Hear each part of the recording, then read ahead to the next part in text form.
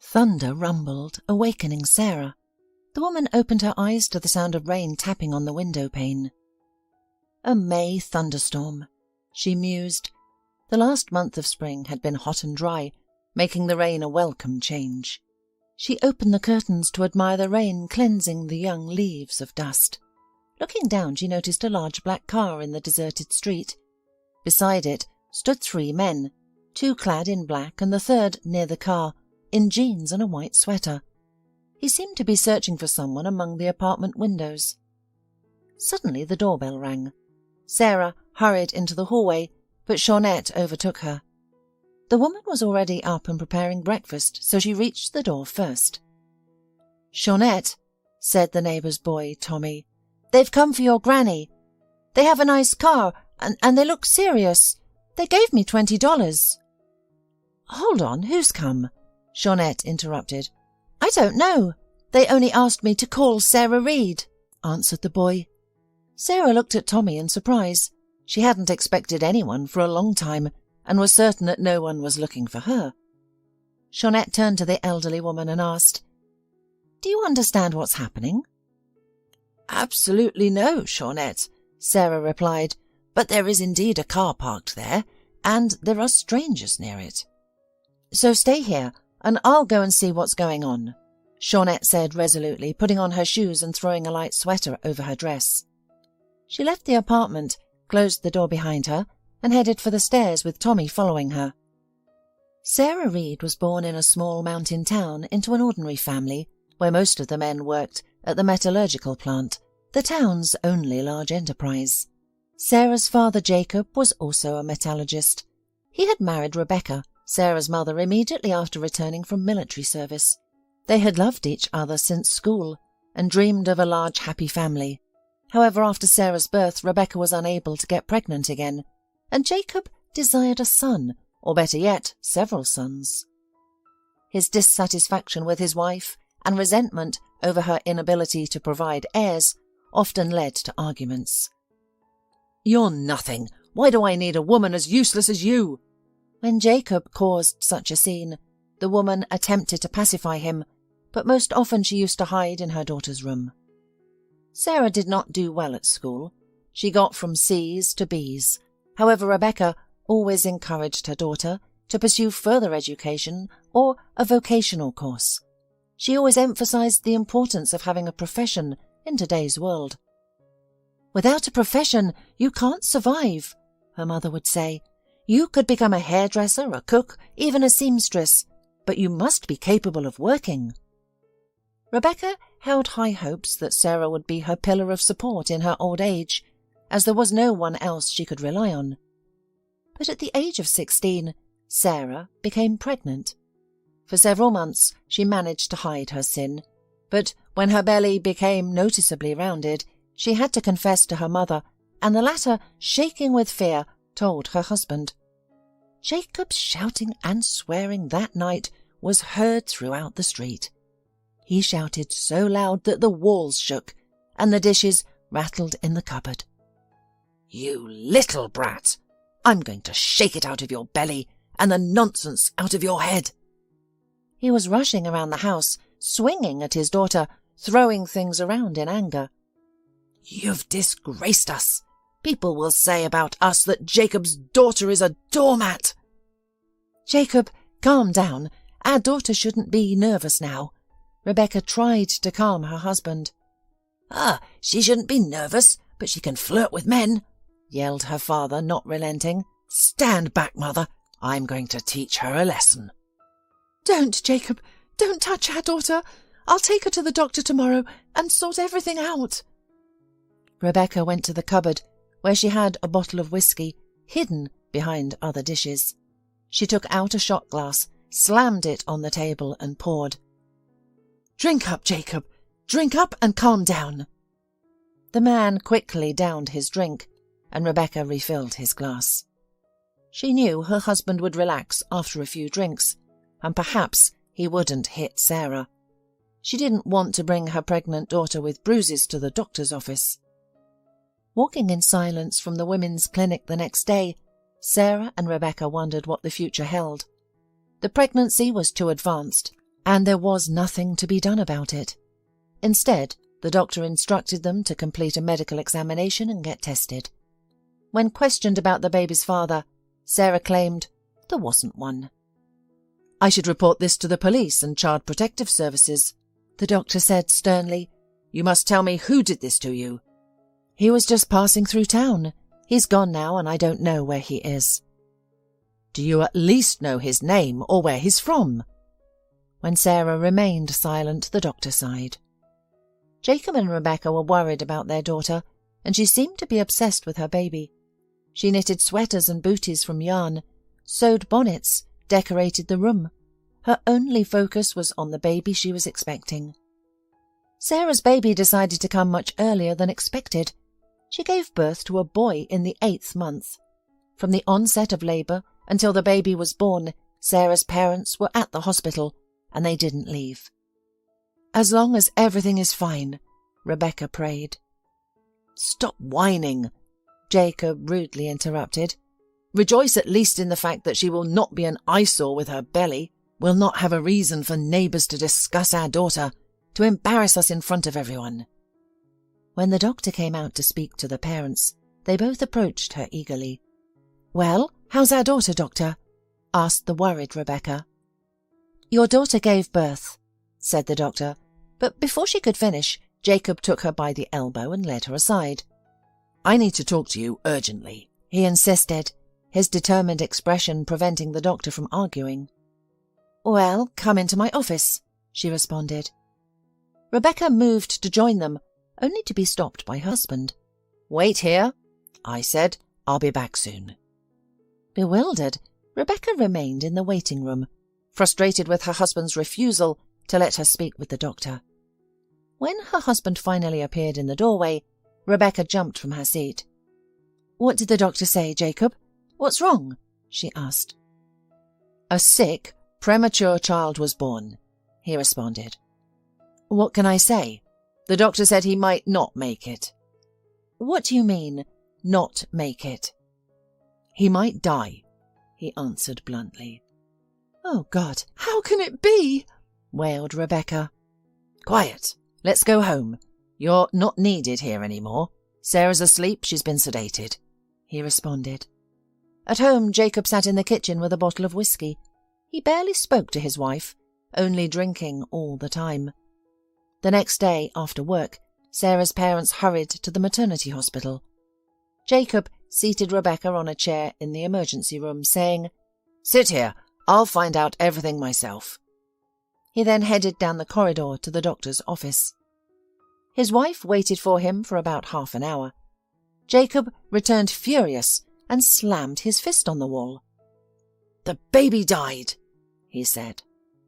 "What?" Rebecca did not understand. "Are you a fool? The baby was premature and sick. It died. That's all." "Wait. Jacob, where's the death certificate? Will they give it to us?" Rebecca suddenly asked. "They'll give it to us when we come to pick up our daughter. Let's go." The man headed for the exit, and Rebecca hurried after him. At home, the woman broke down in tears. She was heartbroken for the baby, her daughter, and the lost opportunity to be a grandmother. "We must ensure the baby receives a proper burial," thought Rebecca. She also couldn't help but worry about her daughter, who probably had already heard the tragic news. The tears just kept flowing. 2 days later, they picked Sarah up from the maternity hospital. She looked pale, thin, and drained. Sarah didn't cry, but silently stood with her parents, waiting for her belongings to be brought out. "Jacob, go get the certificate," Rebecca asked her husband, "and find out when they give us him for burial." "I know what to do. I'm going now," Jacob responded abruptly. He left, and upon his return said, "Let's leave quickly." "What happened? And where's the certificate? And what about the body?" the woman persisted. "I got so mad at them. They don't want to give the body, saying it's not allowed," Jacob exclaimed as he left the hospital, striding down the sidewalk, while Sarah and Rebecca tried to catch up with him. "Why?" "How should I know? They have rules." They gave the death certificate to me, but I got so furious that I tore it up and threw it in their face." "Oh, Jacob, why are you so rude? You should have asked calmly." "How can you speak to them calmly? They ruined the kid, my grandson. They even said it was our own fault for raising our daughter poorly. I just couldn't control myself." At home, Sarah locked herself in her room and didn't come out, no matter how much her mother pleaded. The cry of the baby she had given birth to resonated in her mind. She heard it clearly, as if he were lying next to her and crying. Sarah had barely finished school. Her classmates treated her with mocking and avoided socializing with her. Of course, it was logical for them. They looked forward to their futures, confident that everything was going according to plan. They expected to get an education, find jobs and build beautiful families. However, Sarah's life was different. She already had a relationship with a man who didn't love her at all. Furthermore, she experienced pregnancy but never became a mother. She was already not very sociable, and this painful experience made her further withdraw into herself, becoming like a gloomy shadow. Every time she returned from school, she could feel the neighbours' eyes on her. Of course, not all of them looked at her with contempt. Some women with baby strollers lowered and averted their eyes upon seeing her. They were afraid to imagine what the young woman who had lost her child was feeling. They feared to even momentarily put themselves in her shoes, as they had healthy babies in their strollers. 2 years had passed. Sarah's mother hoped that the wound in her daughter's soul would gradually heal, and she would return to her old self.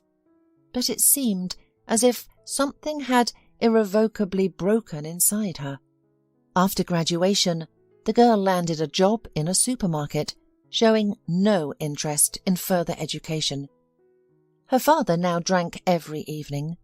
After returning home from work, he would sit at the kitchen table, demanding a bottle and a glass.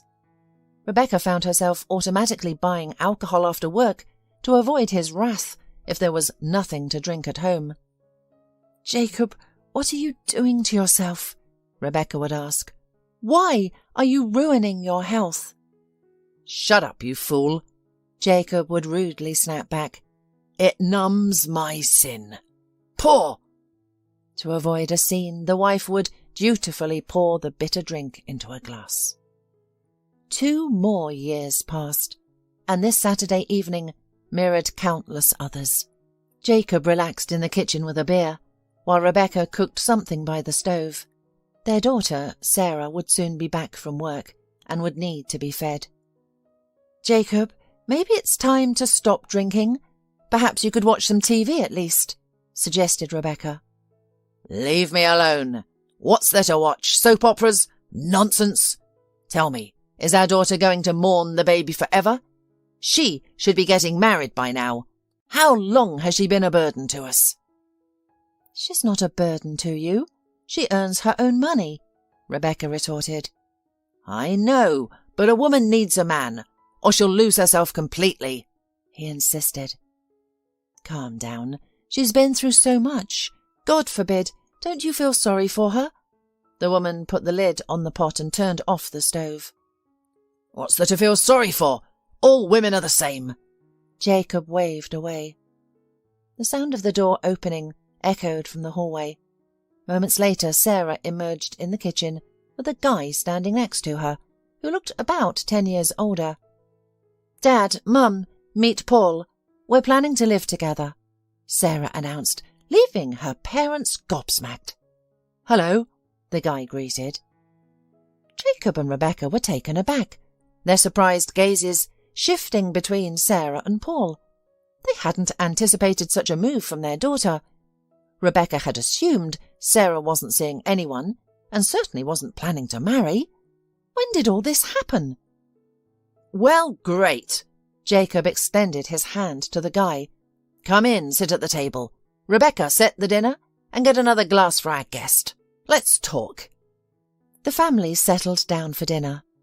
Rebecca placed the plates on the table, served the pasta and meatballs, and took a seat herself. Sarah ate in silence, her eyes downcast. She appeared indifferent to everything happening around her. "Well, let's toast to get acquainted." Father raised his glass and Paul joined him, downing his own in one gulp. "How long have you two been dating?" "A week now, Dad," Sarah replied, toying with her food. Not too long, I must admit." Jacob scratched the back of his head and refilled the glasses. "And you both have already decided to get married?" "No, we won't have a wedding," the daughter replied. "Why not?" "We decided there's no point in spending money at a useless wedding," Paul interjected. "There is no point in gathering a crowd of unnecessary people." "And you think it's acceptable to get married together without a proper wedding, do you?" Jacob retorted, growing angry. "Absolutely," Paul responded, taking another drink. "Look, Rebecca, what they're doing." The indignant father, who was quite tipsy, continued, "I'll get beaten up at the factory for marrying off my daughter and not inviting my team." "Mr. Reed, you can invite your colleagues and celebrate our future happy life," the young man replied. "Have a drink and a snack with them. What do we care? Who are they to us?"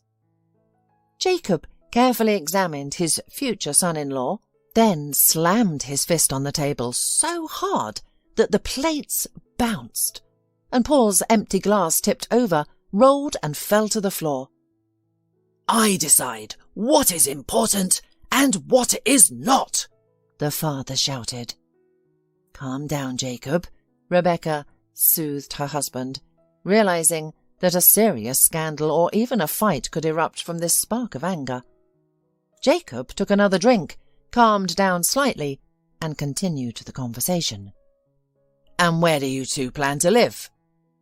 "Dad, Paul has his own one-bedroom apartment. It will be sufficient for us," Sarah responded, her demeanour emotionless. She remained unaffected by her father's disapproval and calmly poured tea for the men. "You'd better drink your tea, or you'll both end up completely drunk." "So, there's dwelling. Good," the man approved. "Where do you work? Not at a plant?" "No, sorry, that sort of life isn't for me," Paul replied. "I have a small clothing shop in the market. I buy cheap in the capital and sell at a higher price here." "So, you're a bargainer," Jacob interrupted. "Why should I be a bargainer?" Paul objected. "I'm an entrepreneur." "All the same," Jacob dismissed with a wave of his hand. He fell silent for a moment, then asked in a more peaceful tone, "Are you in love, or what?" "Jacob, love isn't the main thing these days," Paul responded. "What's more important is trust, support, and financial stability between a husband and wife. In the past, girls were married off without love, and they managed to form strong, prosperous families." "Don't say nonsense," Jacob countered, pointing his index finger. "In the old days, parents chose the grooms, but you've appeared from nowhere. We know nothing about you, yet you expect us to hand over our daughter." Paul leaned back in his chair and smiled wryly. "Ask away. I'll answer all your questions." Outside it was already dark. Sarah leaned against the wall, watching her father and Paul discuss her future while they continued to drink. Eventually, the father said in a slurred voice, "Do what you want. Live your life, Paul. I can see you think intelligently, like a businessman." A month later, Sarah and Paul married, and Jacob declared to his wife, "Now, no one can dare to call my daughter a promiscuous girl. She's a married woman now. That's how it is." The capital greeted the new day. Highways, streets and avenues gradually bustled with life as cars filled the roads and people hurriedly went about their day. During the night, a warm summer rain had fallen, cooling the asphalt that had been heated by the intense summer sun. Hannah emerged from her bedroom and descended the stairs. The housekeeper, Erin, greeted her. "Good morning. Shall I make you some coffee?" "Don't worry, Erin, I'll do it myself. Is Arthur still at home?" Hannah asked. "Yes, he's in the dining room having breakfast," Erin replied. "Good," Hannah responded. proceeding to the dining room where her husband was finishing his cheesecake. Erin had been working for the Lewises for 5 years. Her calm demeanour, cleanliness and frugality had made her indispensable to the family. She not only helped maintain the large house and cooked excellently, but she was also able to keep her mouth shut to make sure that what was going on in the house did not go beyond the high brick fence. "Good morning, dear." Hannah pecked her husband on the cheek. "Are you leaving already?" "Yes, darling, there's a lot to do today," Arthur replied, wiping his mouth with a napkin. "I've scheduled a meeting for this morning." "Will you be back late, as always?" Hannah asked with frustration. "I'll try not to be late." The man left the table, hugged his wife, kissed her and headed for the exit. "Bye. Don't miss me too much." Hannah and Arthur had been in love since their student days. After graduation, they married. With the help of Arthur's parents, his career quickly flourished. He swiftly assumed his father's position as the general director of a metal processing enterprise.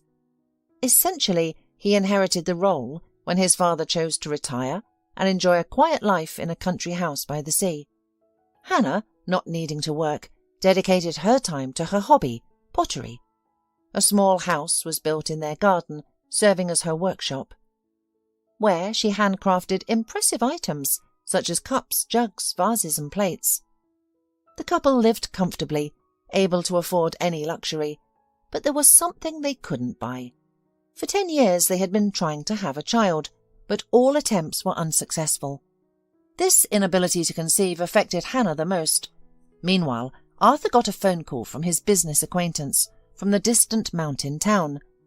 "Hi, Arthur, how are you?" "Andrew, hello." Arthur was delighted by the call from his friend and partner, but he immediately felt a chill run down his back. "Everything's fine. Why are you calling? Is there a problem at the plant?" No, don't worry," the voice on the other end of the line reassured him. "I have some news for you. I got a reply from the orphanage you sent the sponsorship. The director sent me the documents for one boy who she thinks might be the best fit for you. Blue-eyed, light-haired. His health isn't the best, but nothing serious. He's very bright for his age." "And how old is the boy?" Arthur asked, his heart starting to race. "He's 2 years old and was left at the maternity hospital right after birth. The mother has waived her rights, so there won't be any issues. There's a couple considering him for adoption, but the principal believes this family wouldn't be good for the boy, and if she were to choose anyone, it would be you and Hannah. Andrew, tell the principal to hold off on anything. I'll call you a little later." "Okay, I'll wait for your call." Arthur ended the call and started to ponder. His family had considered adoption, but Hannah wanted an infant, not a 2-year-old with a potentially established character. Regardless, the man stored all the documents in the safe and stepped into the reception area. "I won't be in today. Cancel all my appointments." When Arthur arrived home, Hannah met him outside. He seldom left work in the middle of the day. She sensed that something had occurred.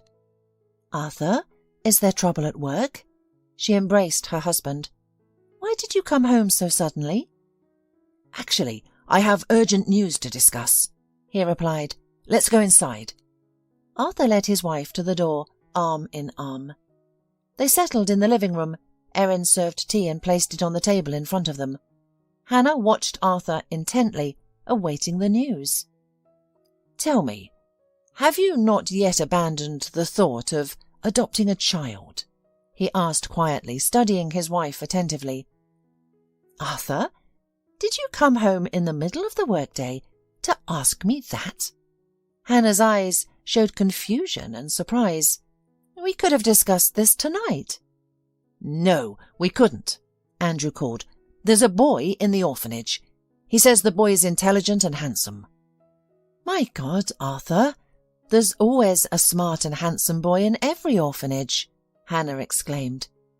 "You know, when Andrew said the orphanage director wanted to meet us, my heart started to race. I got excited and wanted to talk to you. There's a family in town that wants to adopt him. It's in the country, where he won't have a good education or prospects. He'll grow up in a working-class family. What can they provide for him?" "But we wanted a baby." "Hannah, a 2-year-old is still very young. We can raise him as our own, and he'll never know he was adopted." The woman stood up and walked to the window, her gaze falling on the garden lawn, where she imagined her and Arthur's son could play. "When do we have to go?" she asked without turning around. "As soon as possible," her husband replied. "I'll call the airport and book the tickets." By morning, they were on their way to meet the boy who might become their son. 5 hours later, a nervous Hannah and Arthur were sitting in the office of the director of the orphanage. "Don't worry so much, Mrs. Lewis. The boy will be brought in soon. Would you like some tea or coffee in the meantime?" The guests from the capital refused, eager to meet the child. "Then let me tell you a little about Taylor," the principal began, pulling out the child's personal file from the cupboard. His 16-year-old mother signed a refusal right after his birth. The child was born prematurely. "I can never understand how one can abandon their own child, whom they've carried under their heart for so long," Hannah said sadly. "Situations are different, Mrs. Lewis," the principal replied. "Not everyone is ready for motherhood. In such cases, it's better for strangers to raise them than a grief-stricken mother." At this moment the teacher entered the office, leading a boy by the hand. He was pulling a toy car on a string behind him. The Lewises looked attentively at the little boy. Blonde-haired, with beautiful blue eyes, Taylor seemed like he had stepped straight out of a children's book. "Hello, what's your name?" Hannah asked, squatting down next to him. "Taylor," the little boy responded, unafraid of the unfamiliar lady. "I am Hannah Lewis, and this is my husband Arthur," she introduced, prompting the boy to shift his gaze toward the man. "And how old are you, Taylor?" Hannah asked. Taylor stretched his hand forward, spread out 2 fingers, and announced loudly, 2. The adults present laughed at the sight of the confident child, proudly declaring his age. Taylor then stepped forward and offered his toy car to Hannah. "Do you like playing with cars?" she asked. "Yes," Taylor responded enthusiastically. "And would you like to go to a place where there are many, many cars, and they will all be yours?" Taylor nodded his head, appearing direct and confident, despite the adults watching him closely. Hannah found herself thinking that if she had met him under different circumstances, she wouldn't have guessed that his mother had abandoned him, and he had been raised in an orphanage. As Taylor was led away, Arthur and Hannah exchanged glances. Their opinions had coincided throughout their 10-year marriage, and they did so again now. Arthur's eyes seemed to say, "This is our boy," while Hannah's eyes responded, "We will love him more than life." Upon returning home, they began to prepare for adoption. Arthur instructed his lawyer to gather and process all the necessary documents. Meanwhile, Hannah was bursting with anticipation at the thought of finally having a son. "Erin," she instructed, "clean the bedroom next to ours today. Have the guard remove all the furniture. We'll buy everything new, clean, and wash everything. We need to finish the renovations quickly. That will be Taylor's room." "Okay, Mrs. Lewis, I'll take care of everything," Erin responded. The very next day, a team of repairmen was at work in the nursery, and Hannah was in the living room with one of the best interior designers in the capital. The young man, sporting a stylish jacket and a pigtail, was presenting potential projects. Hannah had contacted him the previous day, asking for a rapid design project to decorate the nursery. After working through the night, he now proudly, albeit nervously, presented his proposals. "I like this one," Hannah said, pointing to a design of a room awash with snowy blue. "Great choice. Lots of light, space and air. However, all the furniture here is custom-made, which will take some time," the designer warned. "How much time do you need?" Hannah interrupted. "I think about a month." "I'll give you 2 weeks. Everything should be ready by then." "Understood," the designer replied, though his voice lacked confidence. 2 weeks later, Arthur journeyed to the town in the mountains to pick up Taylor. Waiting at home, Hannah was restless with worry. What if they didn't get along? When Arthur called from the airport to confirm their flight had landed and they were on their way home, Hannah stepped into the garden. It was festively adorned with balloons and lanterns. A large red battery-powered Jeep and a tricycle stood proudly on the lawn. "Do you think Taylor will like it, Erin?" Hannah asked the young girl. "Don't worry, Mrs. Lewis. You and Mr. Lewis will be the best parents in the world. Don't even worry." The wait for her husband and Taylor's arrival seemed interminable. At last, Arthur's car pulled into the courtyard. Hannah approached her husband and the boy, who Arthur was leading by the hand. "Hello, Taylor, do you remember me?" Hannah asked. "Yes," replied the boy, nodding his head. "You're my good one." The woman hugged the child, tears welling in her eyes. In that moment, she felt like she was embracing her happiness, and she was prepared to do everything to ensure that Taylor had a childhood filled with wonderful memories. The boy integrated into the family with surprising ease. He was never whimsical, always curious, and gladly participated in all the activities the adults were involved in. He would often be with Erin in the kitchen, where she would make him delicious pancakes, shape dumplings, and bake apple pies. In the garden, Taylor included the guard and the gardener in his games. He would daringly drive his Jeep along the paths, chasing the flying butterflies. In the winter, a skating rink was set up on the lawn for Taylor. Arthur and Hannah taught the boy to skate, and afterward they would all enjoy hot tea with delicious almond cookies together. The couple was happy. They had found what was missing in their lives. When Taylor called Arthur Daddy, the man couldn't hide his tears of joy. He scooped the boy into his arms, ran around the garden, and kept asking Taylor to call him Daddy again. 3 years later, the family celebrated Taylor's 5th birthday.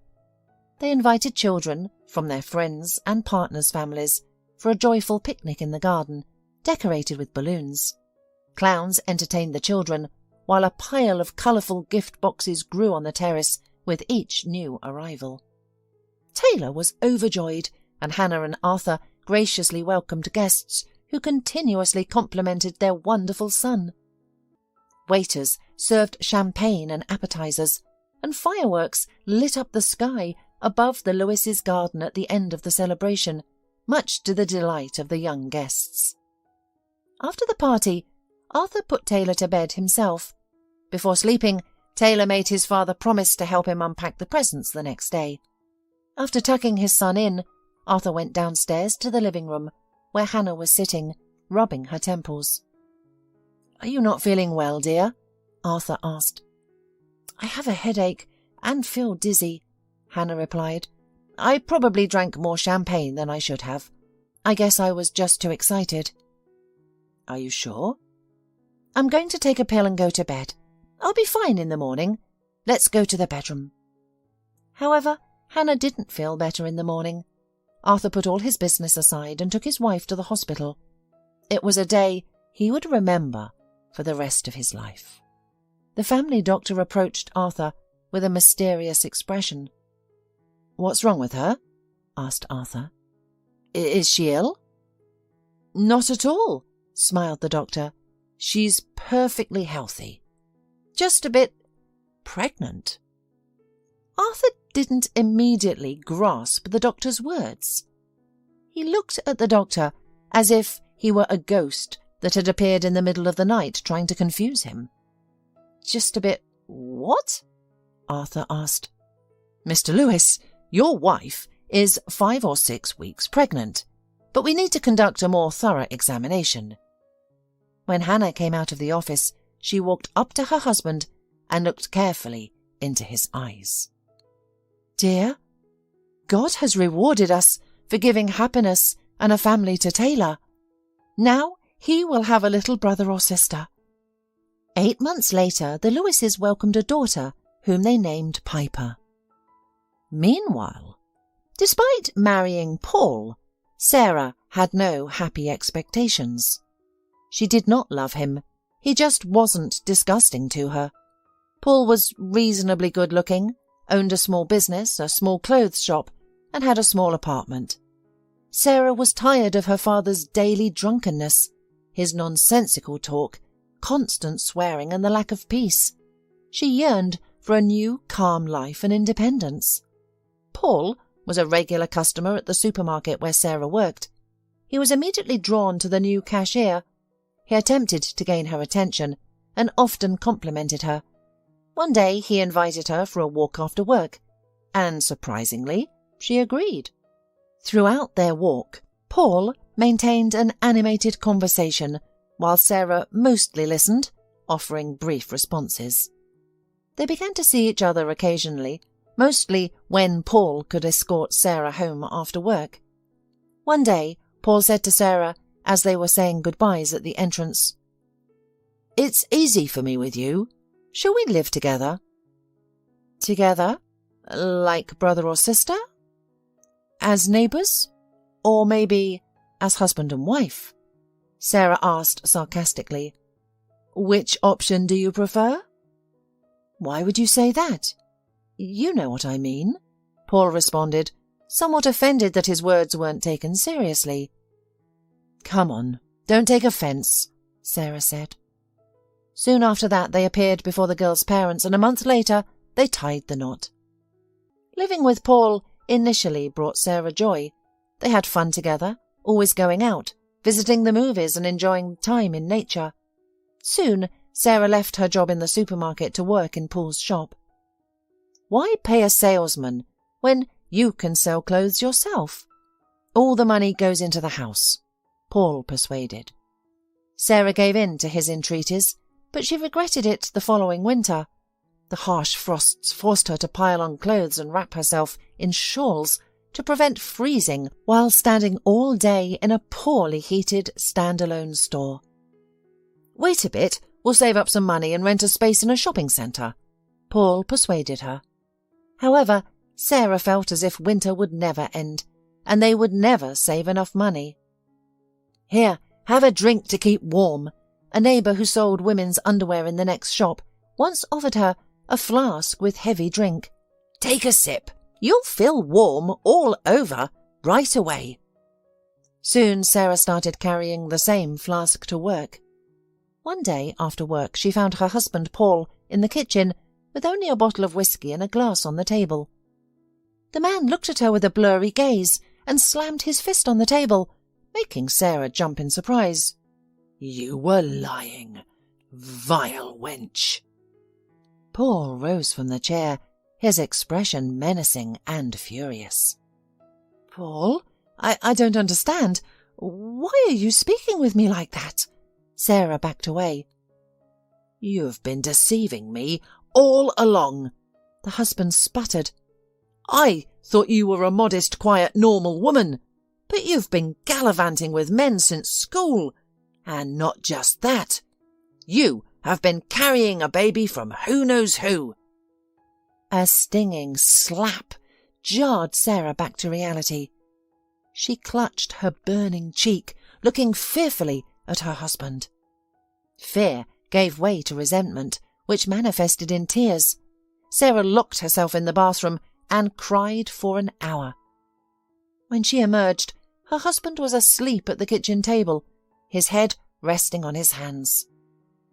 After that incident, Sarah's family life began to deteriorate. Influenced by gossip from acquaintances and neighbours, Paul started treating her poorly. Everyone who discovered who his wife was felt obligated to reveal the truth about Sarah to him. Rumours and gossip stoked the flames of Paul's anger and wounded his pride. His drinking started to increase. One evening, Sarah sat across from him at the table. "We need to have a serious talk," she stated in a calm but firm voice. "What happened in school should not affect our lives now. That chapter is closed, and the past is the past. If you're unhappy living with me, I'll leave." "Why didn't you tell me this yourself?" "What is there to tell? That I gave birth and the baby died in the hospital? Did you really need to know that? What difference would it have made? A big difference, Sarah, Paul shouted. It would have changed a lot.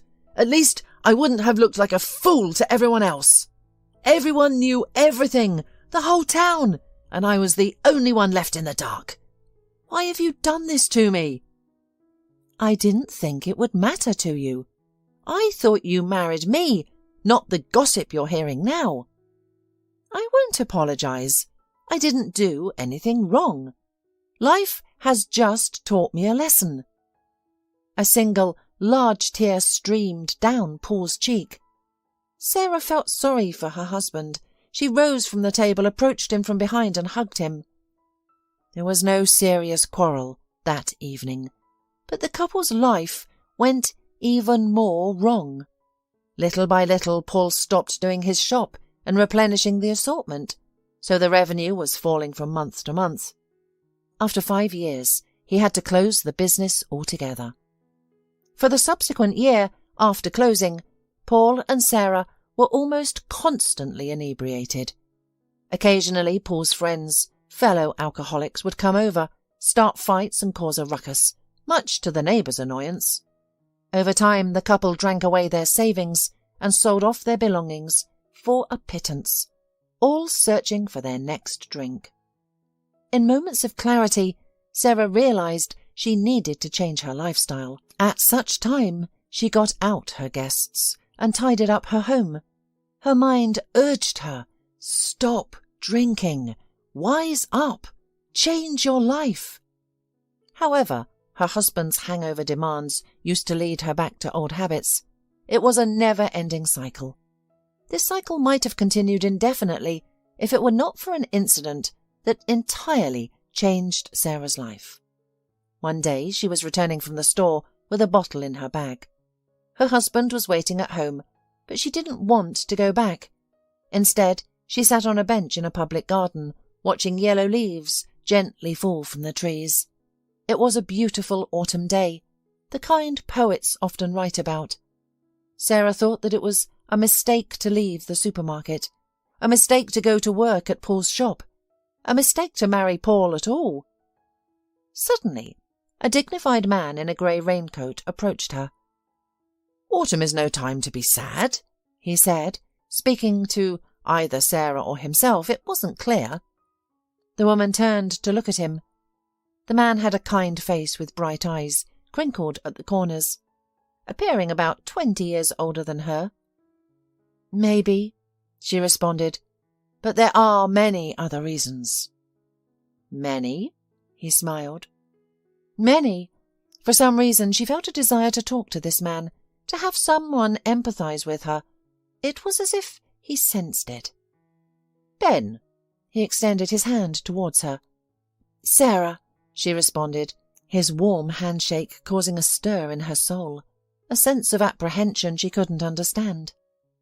"You know, Sarah, when my wife passed away, leaving my daughters and me alone, and I sought comfort in what's now in your bag," he said, and acknowledging her surprised expression, added, "Yes, don't be shocked. I saw you at the store." The woman shifted on the bench, feeling embarrassed, being accused of drinking. She had always tried to hide her alcohol consumption from neighbours and acquaintances. Yet this man had easily identified her weakness. "My girls were just 5 and 3 years old," Ben continued. "They really suffered because their mother was no longer there. I wallowed in self-pity. When I realised that I could lose my daughters and end up alone, I realised that alcohol was not the solution. You have to live for those who love and depend on you." "I have no one to live for," Sarah replied. "No one loves me or relies on me." She sighed, lowering her head. If her baby was still alive, she'd have a reason to live.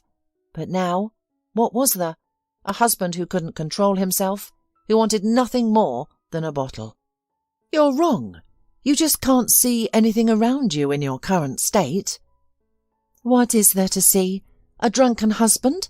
I know him like the back of my hand," Sarah responded. "If you like, you can continue this way, but there are other options." said Ben calmly. "You're a young, beautiful woman. Why let your life be ruined?" "I wouldn't call this a life," Sarah replied. "It's a mere existence." "And you don't drink at all anymore?" "Very rare," replied the man. "On holidays I always allow myself to drink with a good meal. I like barbecue. That's a pleasure. Nature in all its glory, fire, glowing coals and aromatic meat on them. How can you resist a small glass of wine?" "Yes," Sarah smiled. "It's been ages since I've been to a barbecue." "Do you want us to change this situation together?" Ben suggested. "Oh, really? Why?" Sarah asked uncomfortably, feeling as if she was imposing on this kind man. "Look at the weather. It's wonderful. I've already missed trips to the countryside. Trust me, you need it right now," he exclaimed. "Well, let's go," she replied uncertainly. "Great. Tomorrow at 1 o'clock. Meet me here." The man stood up and shook Sarah's hand. "See you tomorrow." Then he turned and left down the alley. For a while Sarah watched this remarkable man, realizing that nothing in life happens without a reason. If fate had unexpectedly brought him into her life, it was a sign. On her way home, Sarah found herself smiling without noticing. She hadn't felt this light and serene in a long time. She arrived home in high spirits. Even Paul, unkempt and inebriated, with his torn t-shirt and worn-out pants, couldn't dampen her mood. Placing a bottle in front of him, Sarah was about to leave the kitchen when he mumbled, "And you? Sit down, dear. Let's drink together." "No, thank you," Sarah replied firmly. She locked herself in the bathroom and stood under the shower for a long time.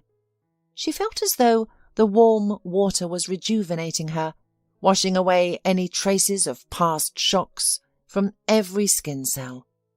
The next day, dressed in jeans and a jacket, she went to the park, where Ben was already waiting for her. 2 teenage girls were with him. "Meet Sarah. This is Megan and Claire, my daughters." Ben introduced his daughters. "Nice to meet you," Sarah replied. They went to the river and found a cosy spot. Ben set up a grill, pulled out a plastic bucket filled with marinated meat, bread, and vegetables from his backpack. "So, girls, I'll prepare the meat and you handle the rest, okay?"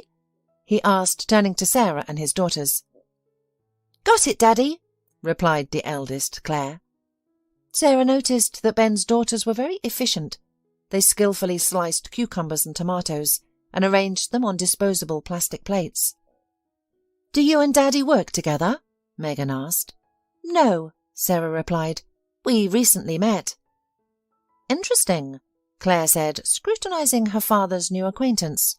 "We thought you were a professor too." "Is your dad a professor?" "Of course, he teaches at the college. He teaches students," Megan said proudly. When the meat was ready, everyone sat down on the blanket that served as an improvised table. The picnic was a success. The girls were polite, though they didn't show much interest in Sarah, which made her feel better. Ben poured tea from a thermos and handed it to Sarah. "It's rosehip," said the man. "I make it myself. It's a very useful vitamin drink." "Thank you. You know, I feel so comfortable in your company," Sarah confessed, "as if I've known you for 100 years. "I'm overjoyed," Ben replied, smiling. Sarah returned home late when it was almost completely dark. "Where have you been?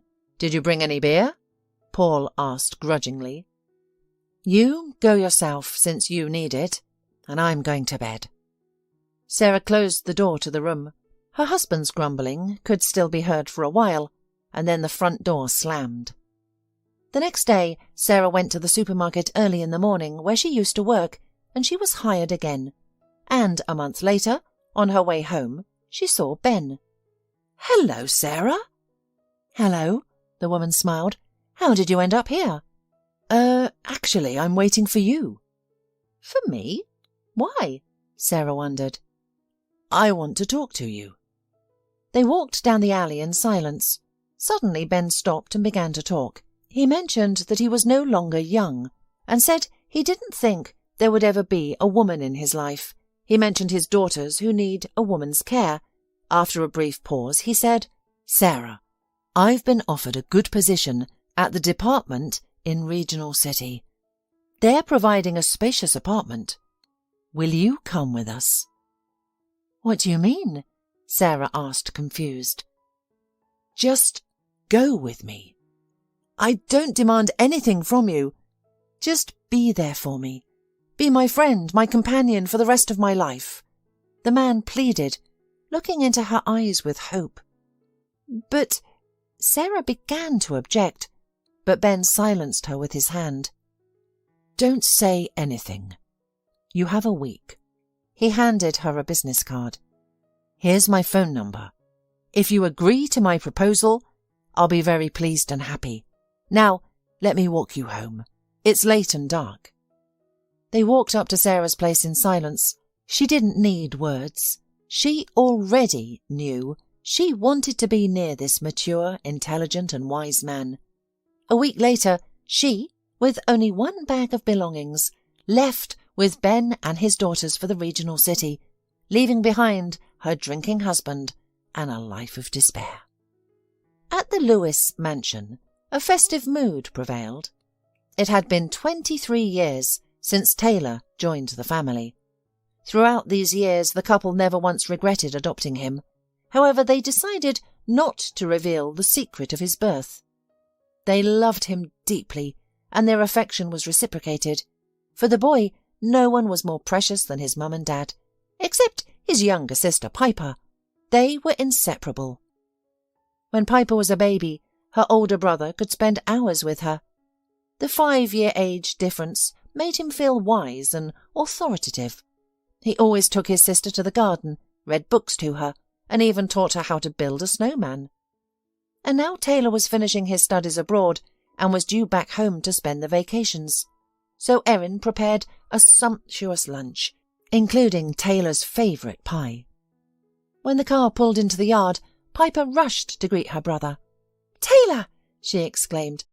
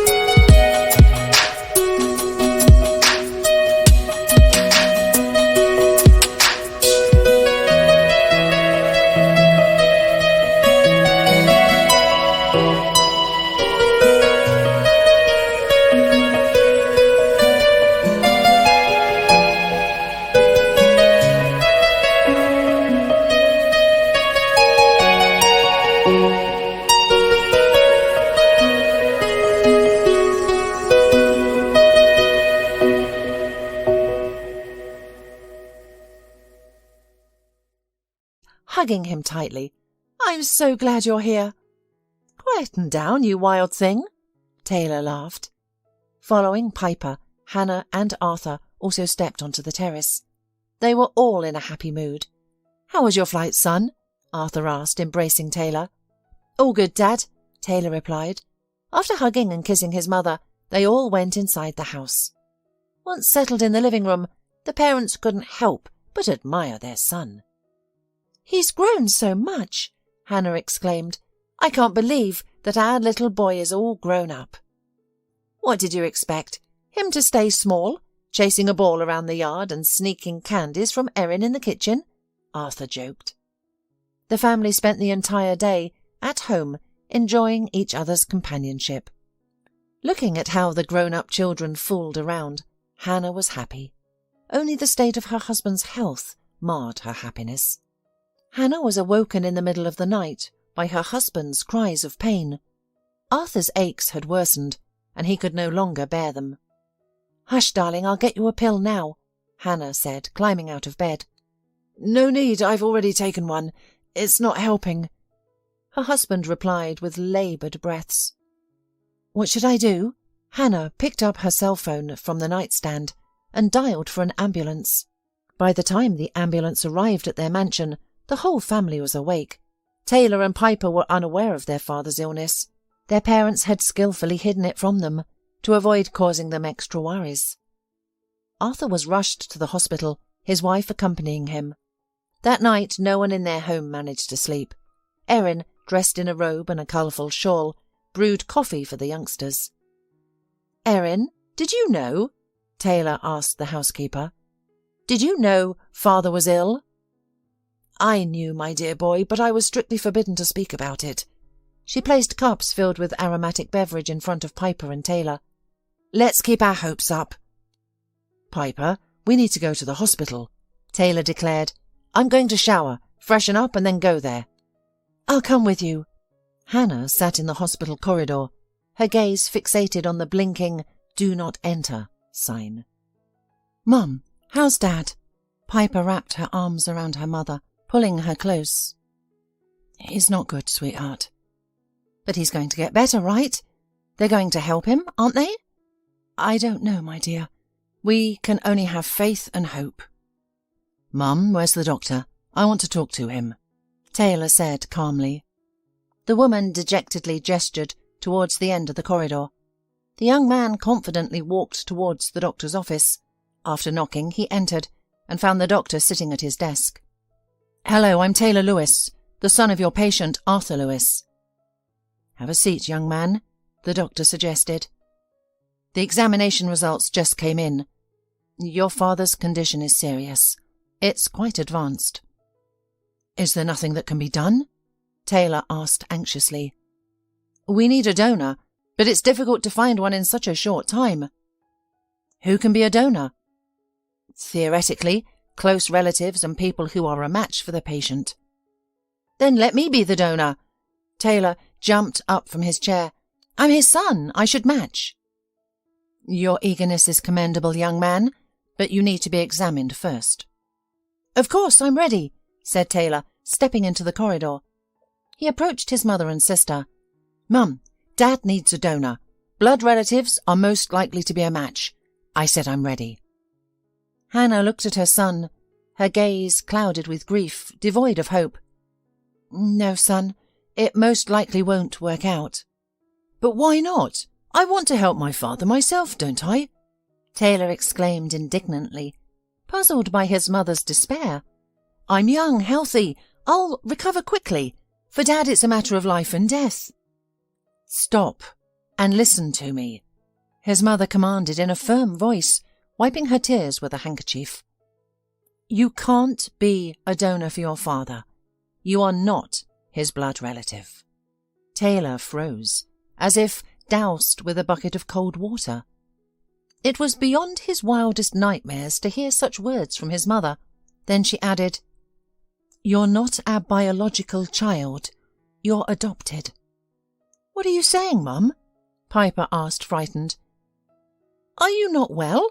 Should we call a doctor?" "It's true. At home, I'll tell you all about it.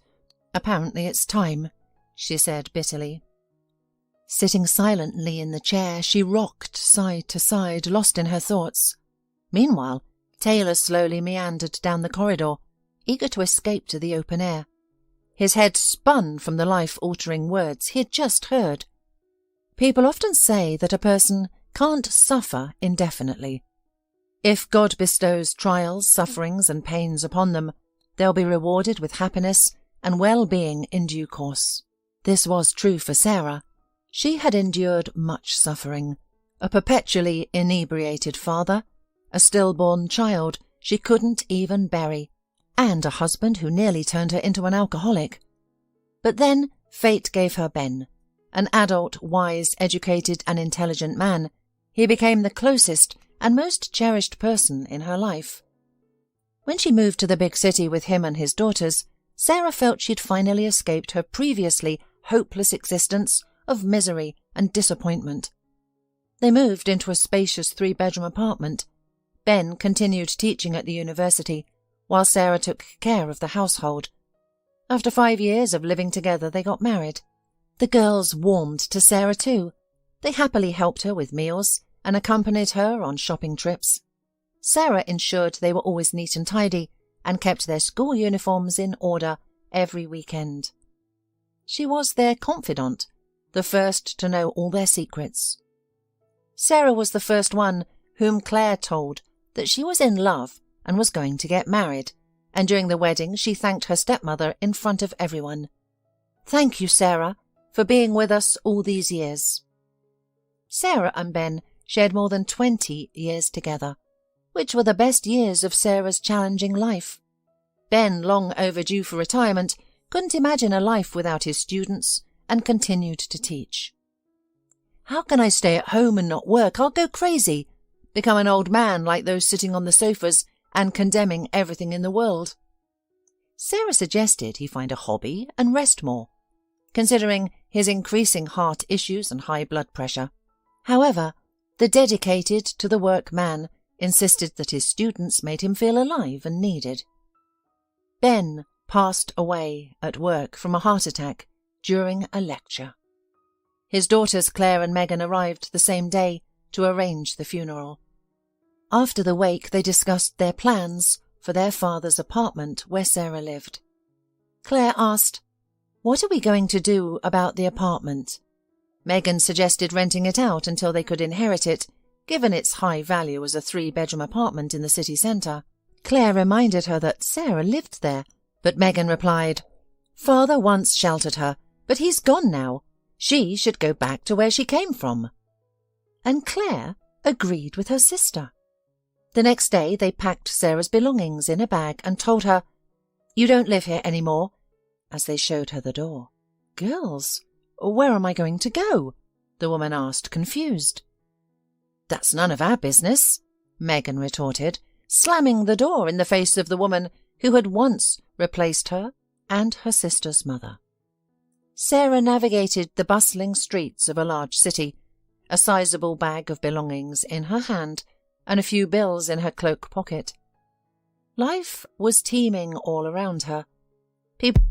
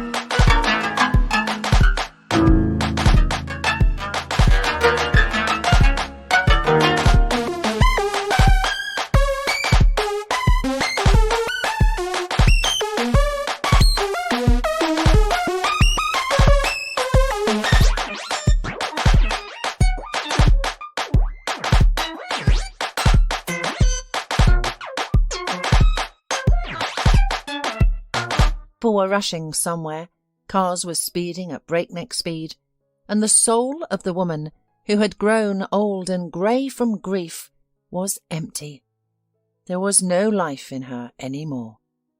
Sarah purchased a potato pie and tea from a street vendor, then found a seat on a park bench to think. She didn't know how long she had been sitting there. Next to her on the bench still lay an untouched pie and a cold tea when night fell over the city. "I'm sorry, are you feeling ill?" Sarah heard a voice that seemed to come from above. "Wake up!" She raised her head to see a stranger holding a large dog on a leash. The woman sat down next to her. "What happened to you? Should I call an ambulance?" she inquired. At this, Sarah's pent-up sorrow burst forth in a flood of tears. She sobbed uncontrollably. The woman handed her a small bottle of water from her purse. Once Sarah had calmed down, the stranger introduced herself. "My name is Shawnette. It's late, you can't stay here. Let's go to my place." Shawnette helped Sarah up and she followed her without protest. Once again, God supported Sarah by sending her a saviour. Shawnette felt so much for the fate of the old woman that she could not let her go nowhere. She herself had been through a lot in her life. The woman had 4 children, and her husband died when the youngest was not yet a month old. "Stay with us. We have room. There's enough space for everyone," Shawnette offered the next morning. Initially, Sarah was resistant, but Shawnette persuaded her, arguing that she needed help with the children, and Sarah could assume the role of their grandmother. That's precisely what happened. Shawnette's 2 sons and 2 daughters proved to be bright and affectionate children. Within a week, they announced to their friends and neighbours that their grandmother had arrived. Soon, everyone in the big apartment building knew about Sarah, and everyone treated her politely. Thus, Sarah, who seemed destined for loneliness after Ben's death, one more time found a family in the form of Shawnette and her 4 children. And now she was awaiting Shawnette, who went downstairs to speak with strangers. "Who are you?" Shawnette asked the well-dressed young man standing by a huge black jeep, peering into the windows. "I'm looking for Sarah Reed," the young man replied. "Does she live here?" "Perhaps you could introduce yourself first and explain what this is about," Shawnette responded skeptically. "Of course, my name is Taylor Lewis. As far as I've been able to ascertain, Sarah Reed is likely my natural mother." Shawnette's eyebrows raised. "To my knowledge, Sarah has no children." "Let me meet her and speak with her. It's the only way we can uncover the truth." Shawnette eyed the man carefully. "Let's go," she said, heading towards the entrance. The 2 guards followed Taylor, but he stopped them.